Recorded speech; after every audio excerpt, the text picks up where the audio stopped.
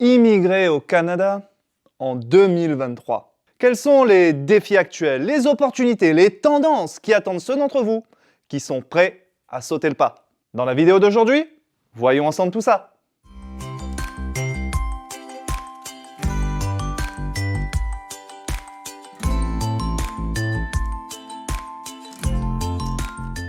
Hello tout le monde et bienvenue sur Notre Vie au Canada, la chaîne où je partage avec vous des infos pratiques sur l'immigration et la vie au pays du sirop d'érable. Abonnez-vous dès maintenant à la chaîne pour ne rien manquer, parce qu'il y a des tonnes de choses à partager, croyez-moi. Et aujourd'hui, petit point rapide sur la situation de l'immigration au Canada. Parce qu'ici, ce sujet est très souvent à la une des médias. Petit tour d'horizon rapide de ce que vous devez savoir de la situation sur le sujet en 2023. Et restez bien avec nous jusqu'à la fin pour découvrir les provinces qui attirent le plus les nouveaux arrivants au Canada. Le Canada serait-il en pleine crise d'immigration? En février 2023, 2,1 millions de dossiers étaient encore en attente. Alors oui, ce sont là les effets collatéraux de la pandémie de Covid. Mais on ne peut pas ignorer l'impact que cela a sur la vie des gens. Pour ceux d'entre vous qui ne sont pas encore ici, ça peut vouloir dire qu'il vous faudra prendre votre mal en patience. Mais pendant combien de temps? Et pour ceux qui sont là, sur un permis de travail par exemple, eh bien si celui-ci a expiré, cela peut vouloir dire retour à la case départ et même avoir à quitter le Canada en attendant que votre demande de renouvellement soit prise en compte. Immigration Canada travaille à diminuer les retards de traitement. Mais clairement, pour qui veut venir vivre ici, c'est là le défi du moment. Wow, plutôt préoccupant pour ceux qui veulent venir vivre ici quand on entend ça. Je connais plusieurs personnes qui ont eu pas mal de soucis avec ces délais. Donc c'est clairement quelque chose à avoir en tête si vous décidez de vous lancer dans ces procédures-là. Mais il y a aussi de bonnes nouvelles, ma foi, comme cet ambitieux plan d'immigration que le gouvernement a décidé de mettre en place. Vous vous demandez de quoi il s'agit? Regardez ça. Plutôt ambitieux, le plan d'immigration 2023-2025 du Canada. Le pays se prépare en effet à accueillir 465 000 nouveaux résidents permanents en 2023, 485 000 en 2024 et 500 000 en 2025. On parle quand même là d'une augmentation de 50% par rapport au chiffre de 2020. Rien que ça. Et le focus, c'est l'immigration économique. En gros, venez vivre et travailler au pays du sirop d'érable. Et aider le pays à grandir au passage. Car pour rester une des plus fortes économies du monde, le Canada a bien besoin de ça. En tout cas, ces chiffres parlent d'eux-mêmes. Si vous voulez venir vivre ici, c'est sans doute le moment de se lancer dans les démarches.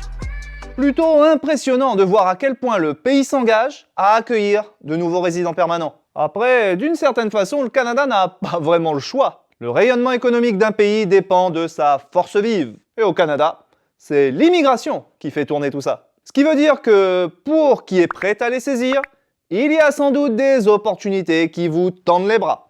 Mais à quoi faut-il s'attendre en termes de délai pour venir vivre ici au final? La réponse, maintenant, en images. Combien de temps ça prend pour venir vivre au Canada? La réponse que l'on trouve sur le site d'Immigration Canada, en moyenne, 6 mois.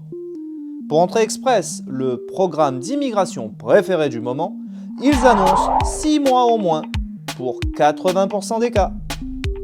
À côté de ça, on dit qu'ils ont 2,1 millions de dossiers à traiter en retard. Mais leur site reste optimiste, ma foi.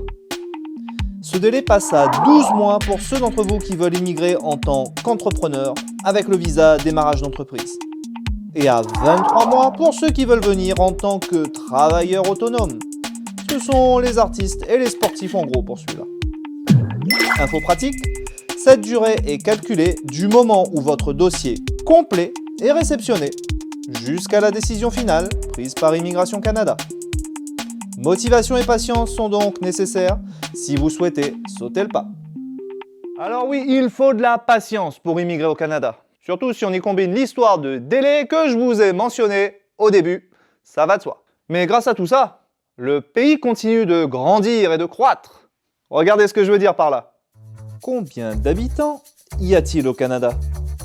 Eh bien, nous sommes presque 39,5 millions en 2023. Alors oui, ok, dans un pays qui fait 16 fois la taille de la France, avec une densité d'à peine 4 habitants au kilomètre carré, on est loin d'être surpeuplé. Je suis bien d'accord avec ça. Mais ce chiffre de 39,5 millions, eh bien c'est un record là. La population a augmenté de plus d'1 million d'habitants en un an. La croissance la plus élevée en 65 ans, rien que ça.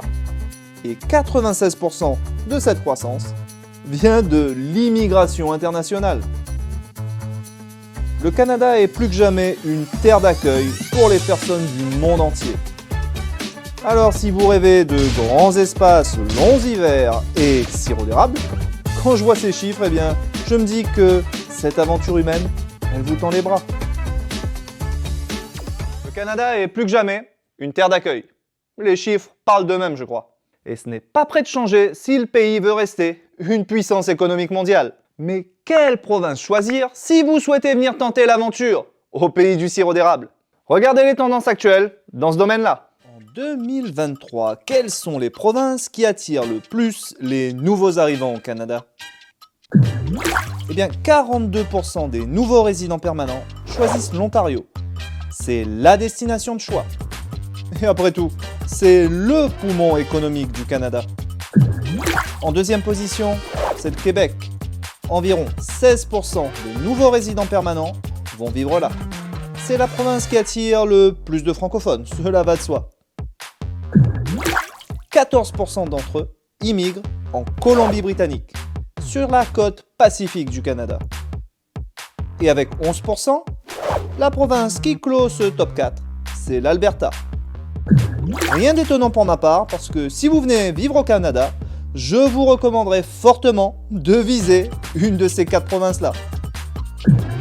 Mais il y a des changements de dynamique qui sont plutôt notables. Par exemple, l'Ontario et la Colombie-Britannique attirent moins que par le passé. Alors que le Québec, à l'inverse, voit sa cote remonter.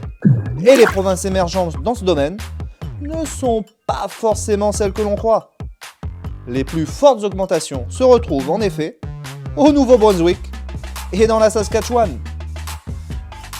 Vraiment surprenant car, pour ma part, ce ne sont vraiment pas là les provinces qui m'attirent le plus, loin de là.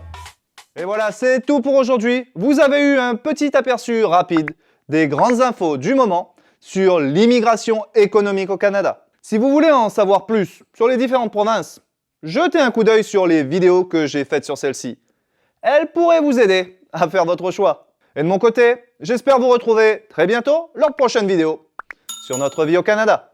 N'oubliez pas de vous abonner pour ne rien manquer de tout ça.